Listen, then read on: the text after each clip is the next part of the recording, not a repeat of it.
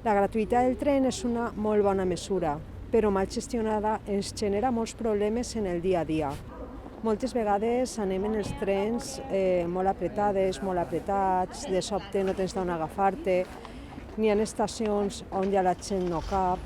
Per aquesta raó vàrem demanar explicacions al Ministeri i vàrem formular preguntes a través del senador Carles Mulet, de Compromís, i ja tenim les respostes.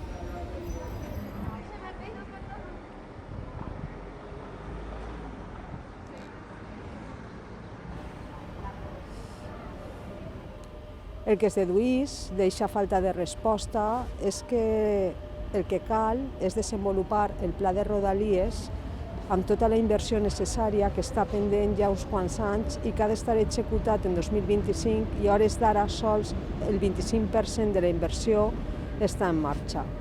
És necessari invertir en el transport públic de Rodalies perquè, en definitiva, és el transport del dia a dia de moltíssimes persones, de milers de persones.